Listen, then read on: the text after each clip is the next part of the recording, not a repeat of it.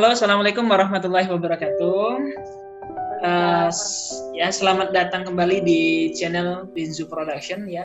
Kali ini pada sesi EduTalk kali ini kita akan mendatangkan tamu spesial ya dari Qatar ya, Qatar ya. Salah seorang mahasiswi Indonesia yang tinggal di sana, pernah berkuliah di Malaysia ya. Nah, ini kita akan tanya-tanya tentang seputar perkuliahannya pada saat di Malaysia, kemudian kehidupan setelah berada di Qatar seperti apa gitu ya. Oke, kita perkenalkan terlebih dahulu. Halo Nisa. Hai. Gimana kabarnya sekarang? Baik, alhamdulillah. Cuman ya di rumah terus. Iya, di sana ini kan karena musim corona ya. Jadi memang di sana udah lockdown lebih dulu daripada di Indonesia mungkin ya.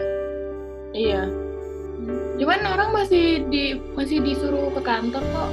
Cuman kayak sekolah, university gitu ditutup dan pembelajaran jarak jauh kali ya, online kali. Iya, Iya. Ini kan Nisa kan kondisinya sekarang di Qatar kan. Nah, terus pernah kuliah di Malaysia itu di mana? Di APU, Asia Pacific University. Di APU, Asia Pacific University. Sebelum pindah ke Qatar atau pada saat di Qatar baru kemudian kuliah di Malaysia, itu seperti apa tuh prosesnya? Proses? Wait. Adikku, ayo go away. Nggak apa-apa kalau dia mau ikut. Oke, go. Proses pendaftarannya. Iya, pada saat Nisa mau kuliah itu Nisa di Indonesia apa di Qatar? Oh, waktu itu Nisa lagi di Indonesia. Tapi keluarga di Qatar kan? Iya, keluarga di Qatar. Keluarga di Qatar. Berarti SMA apa SMK dulu di Indonesia atau di mana? SMA di Indonesia. Di Qatar. SMA di Qatar. Terus habis itu aku ambil bimbel di Indonesia. Pengen nyoba universitas di Indonesia, cuman gak keterima. Habis itu ibu aku nyuruh ya udah di Malaysia aja gitu. Oh gitu. Itu di Qatar pada saat sekolah SMA-nya di Qatar, kamu sekolah Indonesia di Qatar atau sekolah yang biasanya yang di Qatar gitu? Sekolah internasional. Sekolah internasional Qatar itu. Pakai bahasa Inggris gitu ya, bukan bahasa Arab. Bahasa Inggris ya. Bahasa Inggris. Setelah SMA, kamu SD SMA-nya sama di Qatar juga? Iya. Oh, produk Qatar lah ya. Aku dari SD kelas 5. SD kelas 5 di Qatar. Sampai SMA gitu ya. Kemudian SMA kuliah di Malaysia, di APU, Asia Pacific University. Nah, kok bisa kamu kuliah di APU? Maksudnya, kenapa milih APU? Kenapa nggak universitas yang lain gitu? Waktu itu sebenarnya disuruh sama ibu sih, soalnya ada sahabat aku yang dari Qatar juga kuliah di APU, kuliah di Malaysia. Terus kan aku orang Indo juga kah? Iya, orang Indo juga. Terus aku di Malaysia nggak ada keluarga kan, jadi ibu aku bilang ya mending satu kampus sama dia gitu supaya dekat-dekatan gitu. Oh, makanya akhirnya pilihnya di Malaysia ya, di APU gitu ya. Ya. Nisa di APU jurusan apa? Ngambil jurusan apa? Pertama Nisa ambil diploma Business Administration 2 tahun. Habis itu lanjut S1 Marketing Management. Marketing Management. Udah selesai semua ya? 2 tahun. Ya. S1-nya selesainya kapan itu? Selesainya akhir Oktober. Tahun? 2019. Baru ya kemarin berarti ya, Oktober tahun kemarin. Diploma awalnya ngambil apa tadi? Business Administration. Business Administration. S1-nya ngambil? Marketing. Marketing. Nah, kenapa Nisa milihnya Business Administration untuk diplomanya pada saat mau kuliah? Jadi di APU kan fokusnya cuma bisnis sama teknologi kan. Nah, sedangkan Nisa nggak suka IT gitu. Jadi pas ngelihat courses bisnisnya tuh cuma ada 3 option, Business Administration, Business IT, sama Accounting. Nah, Nisa nggak suka Accounting sama yang ada IT-nya, nggak suka. Jadi ya udah ambil Business Administration. Iya sih, biasanya kalau perempuan itu kalau enggak bisnis gitu ya, terus ada juga perempuan yang suka akuntansi gitu kan, ada juga yang PR gitu kan, public relation sama fashion ya kan, nah, itu biasanya perempuan. Oke, nah setelah S1 selesai, sekarang kesibukan Nisa apa? Jadi kemarin tuh sempat nyari-nyari kerjaan gitu loh, cuman karena corona nih jadi belum dapat interview. Karena Nisa juga nggak dibolehin keluar. Iya. Jadi ya. Iya, karena imbasnya corona ya. Nge-apply untuk kerja di mana? Di Qatar tentunya ya, dekat dengan keluarga. Yeah. Tentunya banyak orang yang penasaran gitu ya, kok bisa orang Indonesia bisa kuliah ke luar negeri gitu kan, apalagi tinggal di luar negeri akhirnya gitu kan. Milih ke Malaysia itu seperti apa prosesnya kemarin? Mudah nggak ngurus-ngurus berkas persyaratan dan yang lainnya? Apa aja yang harus disiapkan itu? Mudah sih, jadi Nisa waktu itu cuma apply online dari websitenya mereka, terus habis itu mereka cuma minta nilai-nilai Nisa dari SMA.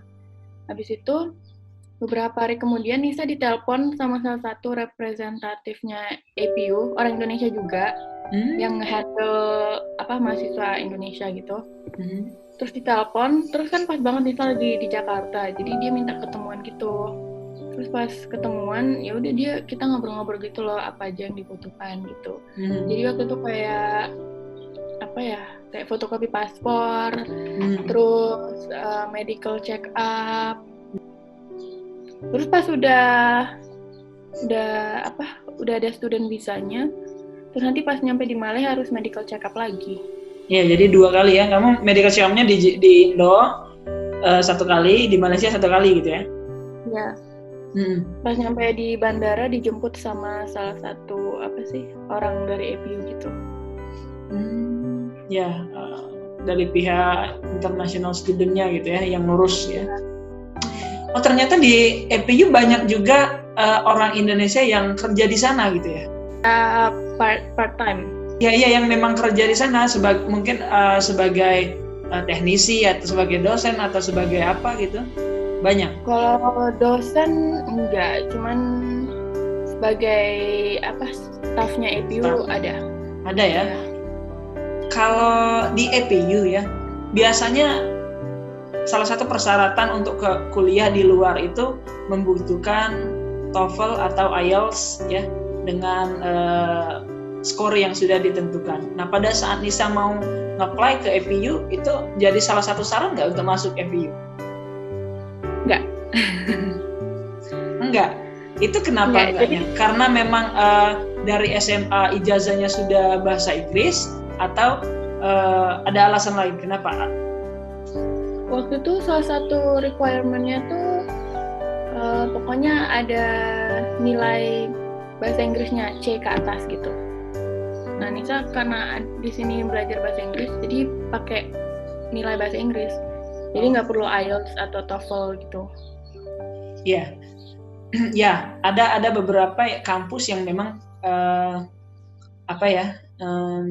istilahnya mereka kalau seandainya di sekolahnya itu sudah menerapkan bahasa pengantarnya bahasa Inggris gitu ya. Nah, untuk kuliah di Malaysia itu sebenarnya mereka tidak membutuhkan sertifikat IELTS atau TOEFL itu sendiri gitu. Karena memang sudah bisa dibuktikan dengan ijazah gitu kan. Nah, cuman ada beberapa yang memang universitas internasional yang kadang-kala itu tuh jadi sebagai syarat, salah satu requirement juga gitu untuk kuliah di universitas itu gitu. Nah, jadi memang ada beberapa yang beda sih gitu ya. Nisa waktu kuliah di EPU itu private atau scholarship biayanya? Private. Private ya. Mahal nggak sih perbandingannya dengan yang ada di Indonesia atau yang ada di Qatar? Mana yang lebih mahal, mana yang lebih murah? Kayaknya lebih murah di Malaysia deh. Daripada di Indo sama di Qatar? Iya, daripada di Qatar. Oh, daripada di Qatar. Lebih murah di Malaysia. Tapi kalau dibandingin dengan Indonesia? Nggak tahu juga. Belum tahu ya. Pada kamu belum nanya-nanya tentang biayanya yang di Indo ya. EPU sendiri di Malaysia itu tergolong kampus dengan biaya mahal nggak sih? Iya deh kayaknya. Iya, masuk ke dalam kampus yang mahal gitu ya. Iya. EPU itu negeri apa swasta? Swasta. Iya. Swasta ya. Oke. Biasanya memang swasta lebih mahal nggak sih daripada negeri?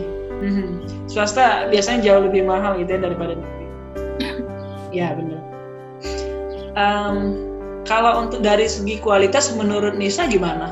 EPU kira-kira masuk ke dalam top 10-nya Malaysia atau gimana tuh? Iya, mereka top 10 private university in Malaysia.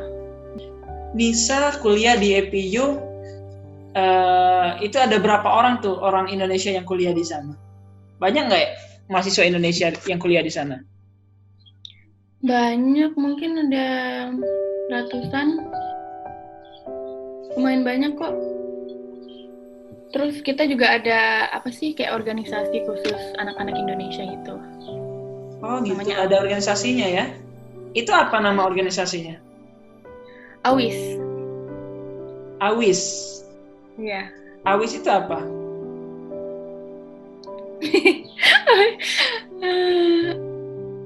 Lupa panjangnya, tapi dia kayak PPI khusus di EPU gitu.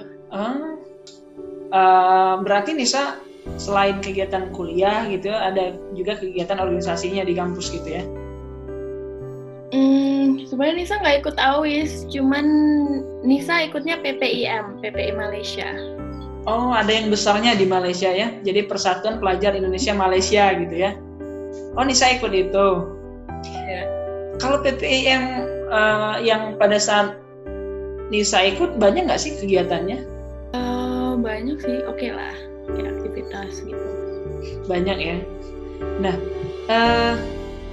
terus gimana tuh caranya Nisa membagi waktu antara belajar, kuliah gitu dengan aktivitas yang lain, baik itu PPI dan yang lainnya gitu? Waktu itu Nisa juga kayak nggak sibuk-sibuk banget sih. Mungkin karena waktu itu lagi ambil diploma, jadi kayak nggak terlalu sibuk. Banyak waktu senggangnya juga ya? Oke. Biasanya nih kan, mahasiswa di luar itu banyak yang mencoba untuk cari pengalaman dengan mengikuti kegiatan-kegiatan yang sifatnya menambah ilmu pengetahuan gitu ya. Contoh PPIM gitu dengan klub-klub yang lain gitu ya. Nah, pernah nggak Nisa mencoba untuk kerja part time gitu di Malaysia? Jadi di EPU mereka ada part time under the student service atau part time jadi librarian gitu. Nah, Nisa waktu itu jadi part time student service, student helper. Jadi misalnya Nisa lagi ada free time, lagi nggak ada kelas, Nisa disuruh masuk ke kantor, terus kayak help around the office lah. Jadi misalnya mereka minta fotokopi ini, yaudah Nisa fotokopi atau ya gitulah. Okay, cuman bantu-bantu doang gitu. Oke. Itu dibayar dan selama berapa jam? Itu per jamnya RM5. Oh ya, per jam dibayar RM5 gitu ya. Dan itu diharuskan berapa jam biasanya? Terserah, mau berapa jam aja gitu. Oh gitu, jadi kita yang nentuin mau berapa jam. Dan berapa hari dalam 1 minggu? Itu terserah juga, whenever kalian ada free, lagi nggak ada kelas, lagi kosong itu bisa datang. Jadi ikut waktu free-nya kita gitu ya? Iya, nanti kan ada sign in, sign out gitu. Iya, soalnya kan kalau anak internasional seharusnya nggak boleh kerja, like even part time, karena kan mereka full time student. Jadi EPU kayak menyediakan kalau mau part time ya di kampus gitu. Oh iya. Dari pemerintah Malaysia sendiri sebenarnya aturannya itu memang tidak diperbolehkan gitu ya untuk international student untuk kerja gitu ya, karena memang bukan untuk bekerja gitu tapi untuk belajar. Nah tapi ada banyak juga sih yang memang mencoba untuk mencari pengalaman gitu dengan kerja part time gitu ya, walaupun memang kadang-kala kalau misalkan ada disebutnya kalau di Malaysia itu di pemeriksaan atau oleh pihak yang berwajib itu ya, untuk mengetahui apakah ilegal apa enggak si A ini bekerja di sini gitu sebagai apa gitu. Ya, nah dengan adanya Fatam yang ada di EPU itu menurut Nisa gimana tuh? Itu lumayan membantu mahasiswa yang kira-kira kurang dalam ekonominya, atau itu malah menjadi sebuah kayak kesempatan untuk mencari pengalaman aja sih gitu? Menurut Nisa kesempatan untuk nyari pengalaman sih. Soalnya kita nggak cuma bantu around the office, jadi kalau misalnya ada orientation day, kita juga bantu di situ. Terus kalau misalnya ada freshman party, kita juga bantu di situ. Ada open day, kita bantu di situ. Career fair, kita juga bantu di situ. Gitu. Jadi pengalamannya lumayan banyak sih menurut Nisa. Itu kalau misalkan untuk orientation, orientation itu gimana tuh prosesnya kalau di EPU? Orientationnya 3 hari. 3 hari? Dan satu hari per hari itu apa aja tuh yang harus dilakukan mahasiswa baru masuk? Per hari ya sesi pengenalan, ice break, terus ada games, activities, terus habis itu kayak pokoknya dikenalin gitu EPU gimana sistemnya, timetable, gitu lah. Jadi campus tour juga kali ya? Iya, ada campus tour juga. Oh wow ya. Memang kalau di luar itu dibandingkan dengan Indo ada sedikit perbedaan gitu ya, tentang mengenai proses orientasi gitu ya. Kalau di Indo kan disebut dengan ospek gitu ya. Nah, by the way, setelah kuliah ya, proses perkuliahan, diploma Nisa di EPU, Asia Pacific University, itu Nisa pernah pernah kepikiran untuk kayaknya saya salah ambil jurusan gitu. Kayaknya harus ganti jurusan gitu. Pernah kepikiran kayak gitu nggak sih? Nggak sih. Nggak ya? Nggak. Pernah galau nggak? Baik itu waktu ngambil diploma ataupun S1 gitu, galaunya kangen dengan orang tua gitu, terus nangis, pengen pulang ke Qatar atau pulang ke Indo. Pernah nggak kayak gitu? Bener lah, apalagi kalau lagi stres karena exam atau karena banyak tugas gitu. Biasanya kayak karena udah stres terus capek gitu kan, terus nangis gitu, kangen rumah. Gitu.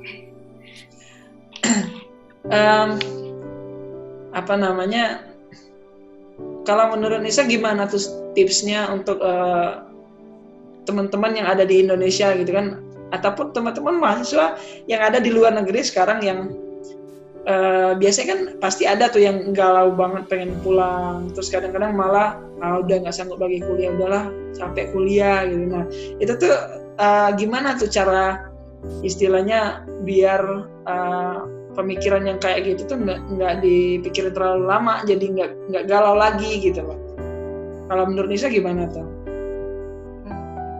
Langsung cabut aja. Enggak lah.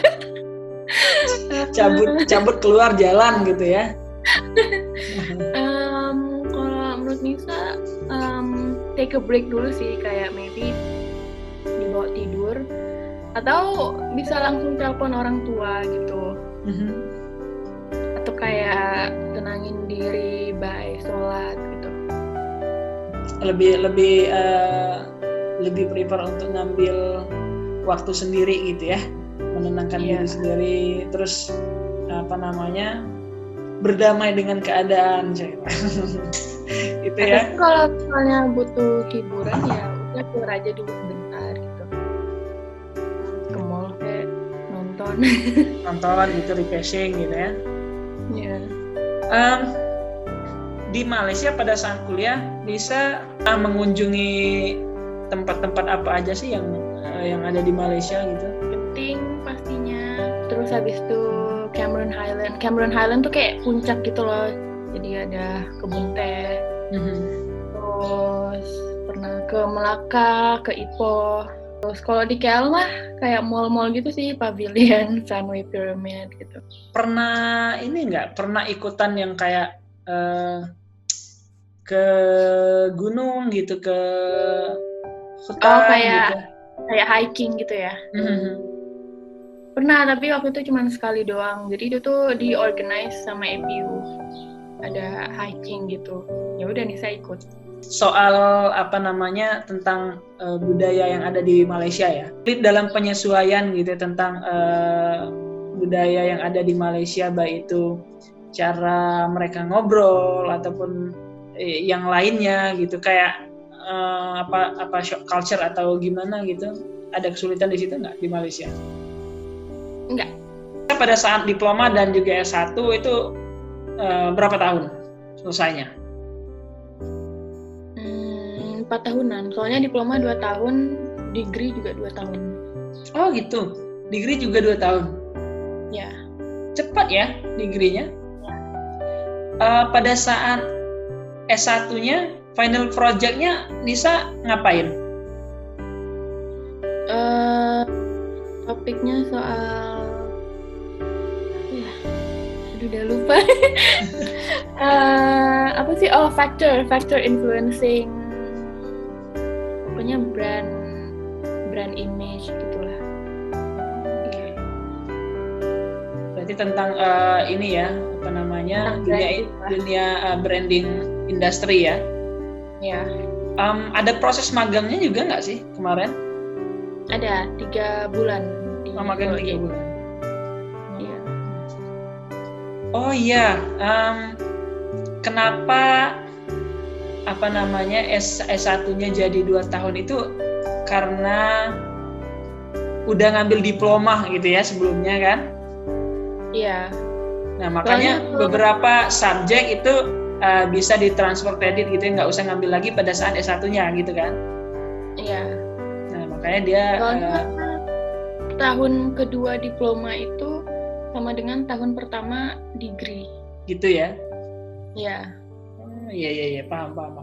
Makanya kalau misalkan kita langsung ngambil S1, ada yang bisa gitu ya, di kampus-kampus tertentu itu ada yang bisa langsung S1, ada yang harus diploma dulu gitu kan? Ya. Nah, yang bisa S1 itu biasanya memang maksimalnya 4 tahun gitu ya. Ini pertanyaan bukan di Malaysia lagi sih ya, ini lebih ke Qatar gitu ya. Nah, Nisa sekarang kan di Qatar.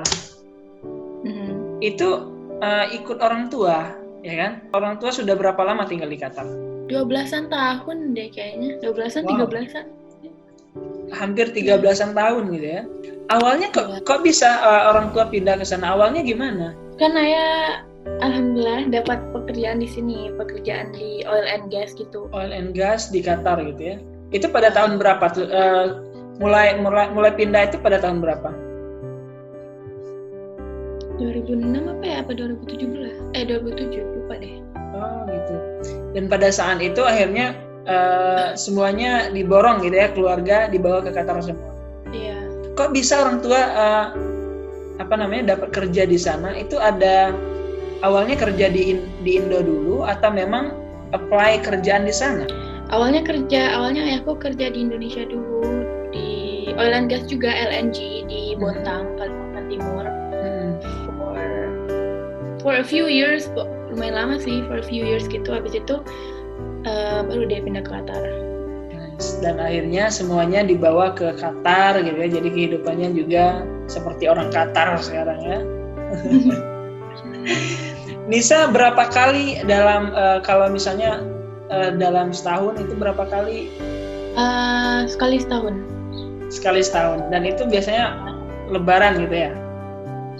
Idul Fitri? Ya, Lebaran.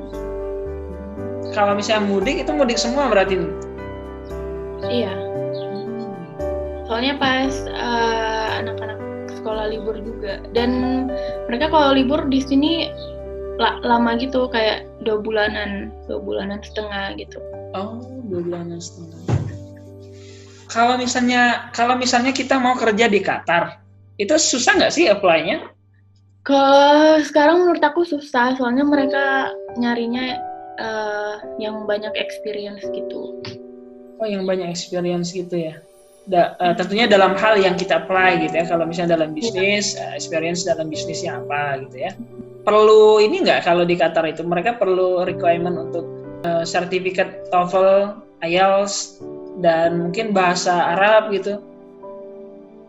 Ada company yang emang salah satu requirement-nya tuh harus bisa bahasa Arab gitu. Ada yang cuma minta bahasa Inggris doang, nggak apa-apa.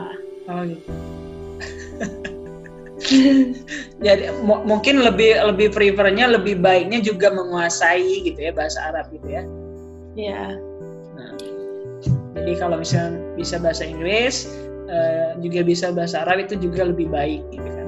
Iya, lebih bagus. Karena bakalan diterima di mana-mana di Qatar gitu ya. Oke. Nisa sekarang nge-apply-nya di perusahaan apa? Nisa pengennya kerja di mana kalau di Qatar itu?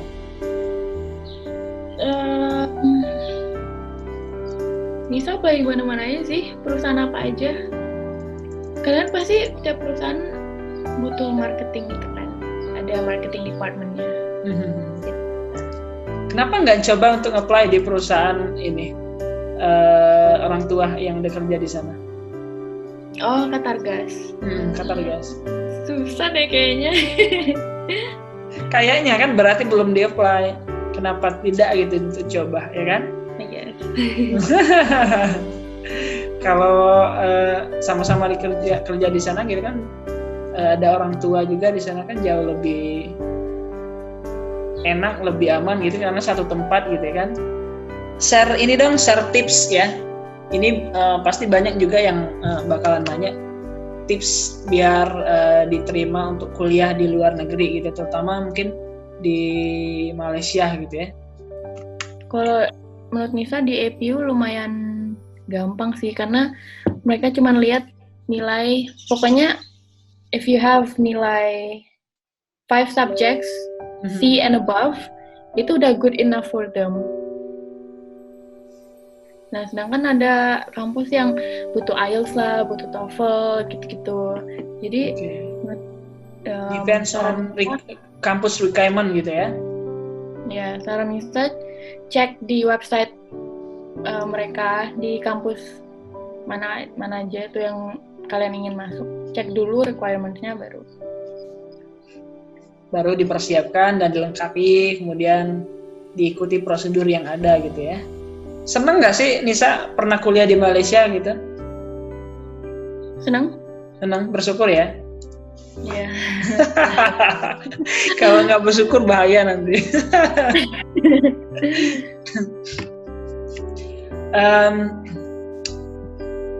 Ke depan Nisa ini kan artinya kan kalau misalnya udah selesai gitu kan, karirnya juga bakalan ada di Qatar gitu kan.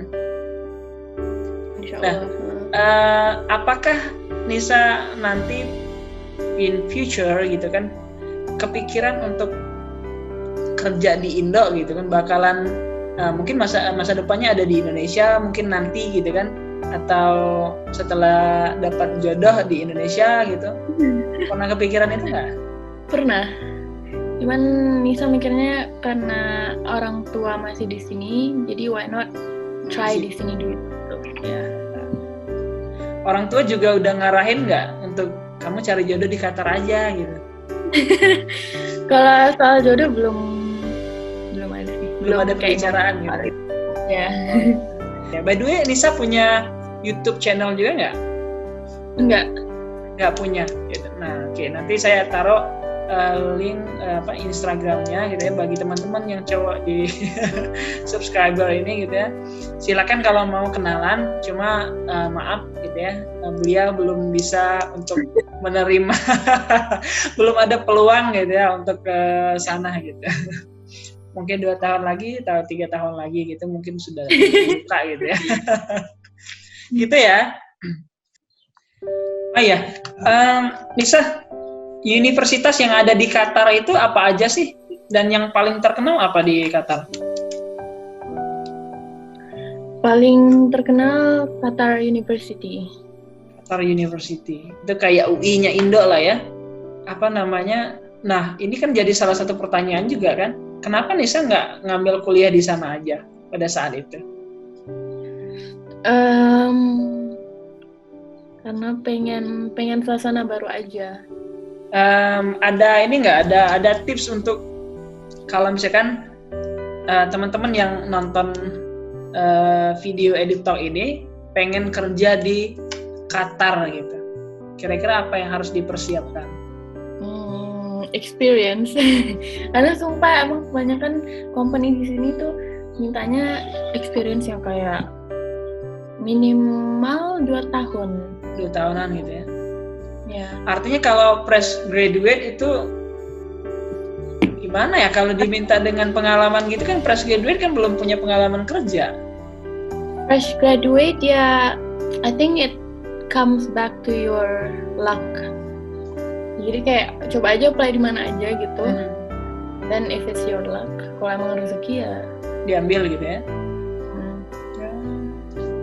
Ya karena perusahaan itu nggak melulu istilahnya itu depends on your experience gitu ya. Ada juga yang kalau memang mereka membutuhkan itu pasti bakalan diambil gitu ya. Enak nggak sih tinggal di Qatar itu? Hidupannya gimana di Qatar? Lebih kurang sama di Indo nggak? Kalau di Indo banyak tempat yang bisa dikunjungi gitu loh. Kayak banyak ya. Terus di Indo obviously lebih murah, makanan, minuman di sini mahal. Terus aku juga tinggalnya kan ibu kotanya Qatar itu Doha ya. Aku tinggalnya jauh dari Doha, mungkin sejam dari Doha. Jadi kalau misalnya mau ke Doha tuh pakai mobil. Terus Nisa tinggalnya di mana? Nama kotanya Al-Khor. Al-Khor. Kayak community gitu loh, khusus untuk pekerja-pekerja yang di Qatar Gas, dikasih rumah gitu. Dikasih rumah gitu, tinggal di sana gitu ya. Di sana banyak nggak sih mahasiswa Indonesianya yang mulai dari sekolah gitu sampai yang kuliah gitu? Kuliah di sini atau yang belajar gitu ya, yang kayak di sekolah Indonesia Kuala Lumpur gitu ya. Nah kalau di Qatar ada nggak? Khusus untuk orang Indonesia? Nggak ada sih, internasional gitu. Oke, nah kita udah mau selesai gitu ya.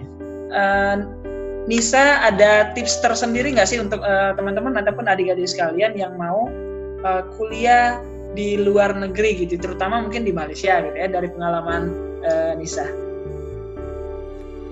Dari pengalaman Nisa sendiri, jadi buat teman-teman yang mau kuliah di Malaysia, pertama cek dulu requirement setiap universitas karena beda-beda gitu loh. Terus habis kalian cek requirement, kalian siapin semua yang mereka minta. Jadi kayak paspor gitu. Make sure paspor kalian nggak dekat mau expiry date. Make sure udah diperpanjang dulu gitu. Cek paspor. Terus habis itu pokoknya dokumen-dokumen yang mereka butuhkan seperti jadi kayak sertifikat ijazah SMA kalian. Terus mungkin ada juga universitas yang butuh IELTS atau TOEFL. Jadi itu juga cek juga. Terus nanti pasti disuruh medical check up. Jadi kalian jangan macem-macem supaya medical check up-nya pas. Macem-macem. Terus habis udah medical check up, nanti bagian universitasnya yang ngurusin semua visanya. Terus pas habis itu nanti tinggal berangkat deh ke Malaysia. Nanti pas udah nyampe di airport juga dijemput sama pihak universitasnya. Habis itu udah nanti paling disuruh ngekos dekat universitas kayak akomodasi gitu. Terserah sih, bisa mau diakomodasi atau private cari sendiri. Itu ada di pilihan masing-masing gitu ya? Ya. Oh, wow. Oke ya. Salam sama Aisyah yang di belakang ya. Oke, makasih ya Nisa atas waktunya. Mungkin nanti kita akan ketemu lagi di lain kesempatan dengan topik yang berbeda ya tentunya ya. Oke, guys, teman-teman semuanya, terima kasih atas waktunya ya. Jangan lupa di subscribe ya Linzu channel ya, Linzu Production ya. Dikasih like ya, kemudian komen dan juga jangan lupa di share ya, supaya informasi yang disampaikan oleh Kak Nisa ini ya bisa diketahui gitu ya, istilahnya bisa diambil manfaatnya untuk orang-orang yang sedang membutuhkan ya.